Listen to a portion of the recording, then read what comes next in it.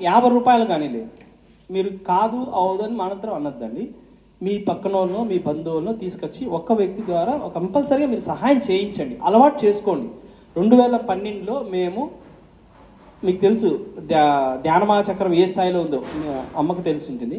అప్పుడు మేము 500 పుస్తకాలు తీసుకొని భిక్షాటం చేసాము. అది చేసిన తర్వాత మాకు ఇంత పెద్ద పని అప్పచెప్పారు మాస్టర్. అంటే ముందు మనం చేస్తే దానికి తగ్గ పనులు మనకు వస్తుంటాయి. సో మీరు రూ. 100 ఇస్తే మీకు ₹1,00,000 వచ్చేదానికి అవకాశం ఉంటుంది. సో ఇక్కడ కానీ ఎక్కడ కానీ మీకు ఎక్కడ అవకాశం ఉంటే అక్కడ ముందు సహాయం చేయడానికి ముందుండండి.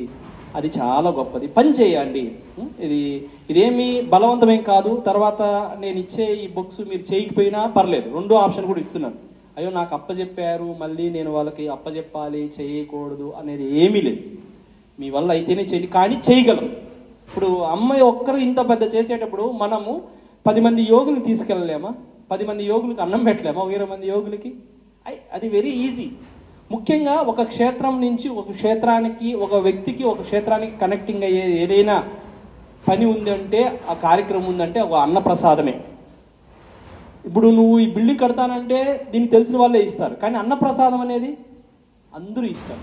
అప్పుడు అందరి యొక్క ఎనర్జీ పనిచేస్తుంది.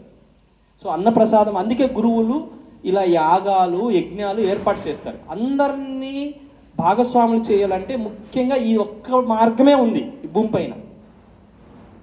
సో ఇవన్నీతో పాటు అన్నప్రసాదం అనేది మొట్టమొదటి ప్రిఫరెన్స్. సో అన్నప్రసాదానికి చాలా ఇంపార్టెన్స్ ఉంది కాబట్టి, ముఖ్యంగా ఈ మన ధ్యాన మహాయాగాల్లో చాలా ఎనర్జీ ఉంటుంది కాబట్టి అందులో తిన్నవాళ్ళు ఎవరైనా సరే శాకాహారులుగా మారిపోతారు.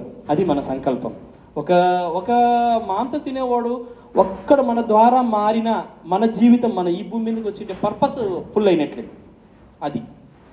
సో ఒకడు పిరమిడ్ కట్టచ్చు, ఒకడు శాకాహారి కావచ్చు, వాడు ఒక మధ్య మాస్టర్ కావచ్చు, ఎవరికి ఎలా ఉందో తెలియదు. సో కాబట్టి ఆ పని మీరు అందరూ చేయాలని నేను కోరుకుంటూ నేను బుక్స్ తీసుకొచ్చాను. సో ఇది ఏమనుకోద్దండమ్మా, ఇక్కడ నేను ఏంటంటే ఇది ఒక సాంప్రదాయంగా ఉంది. అది కంపల్సరీగా అందరి భాగస్వాములు కావాలనేది. ఇక్కడ 1000, 100, 1,00,000 అట్లని నేనేమో ఆశించను. ఒక వ్యక్తికి, ఒక యోగికి అన్నం పెట్టేట్టుగా కూడా మీరు ప్రయత్నం చేయండి అనేది ముఖ్యంగా నేను అది కోరుకుంటున్నాను. నేను అలాగే ఎక్కువ కనెక్ట్ అవుతుంటాను. అందరి యొక్క ఎనర్జీ కావాలనేదే నా కోరిక. మా బ్రదర్ ఉండేవాడు అలా కాదు, అమ్మలాగా ఒకడే ఇచ్చేస్తే చాలనేవాడు. ఒక్కడనే తెచ్చాడనమాట ఫస్ట్. అంటే ఇప్పుడు మా సుధాకర్ ఉండేవాడు, ఆయన వల్ల అంత క్షేత్రమైంది. మొట్టమొదటి సంక్రాంతికి ఒక వ్యక్తినే కనెక్ట్ చేశాడు సుధాకర్. తీసుకెళ్ళాడు, పత్రిసారి చూపించాడు. ఈయన సంక్రాంతికి కన్వీనర్గా పెడుతున్నా అంటే పెట్టుకోరా అన్నాడు. పత్రిసారి నువ్వే మొత్తం చూసుకోవన్నాడు, మొత్తం చేశాడు. అంటే మా బ్రదర్ ఎనర్జీ అలా ఉండేది. సో ఇప్పుడు ఆయన హాస్టల్గా అక్కడ ఉన్నాడు. సో నాకు ఏం కావాలేదు అది చేస్తున్నాడు. నా ఎనర్జీ ఏంటంటే నేను అందరినీ కలుపుకొని అందరి దగ్గర నుంచి సహాయం పొంది చేయాలి. అది ఏమంటే రూపాయి అయినా ఎప్పటికీ బరువు అనిపించదు.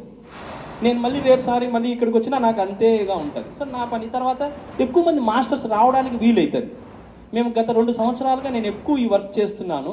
ఆ వర్క్ చేయడం వల్ల ఏమైందంటే ప్రతి 365 రోజులు మాస్టర్స్ ఉన్నారు. నాకు 365 రోజులు మాస్టర్స్ రావడానికి బాగా ప్లస్ అయ్యింది.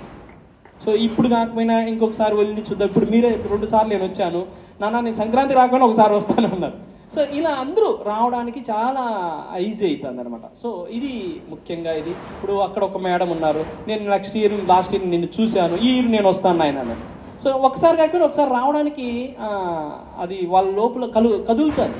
సో అందుకని మనదంటూ ఒకటి ఆ సాంప్రదాయం అనేది, ఆ పిలుపు అనేది, ఆ సహాయం అనేది కంపల్సరీగా ఉండాలి. So thank you very much. Thank you.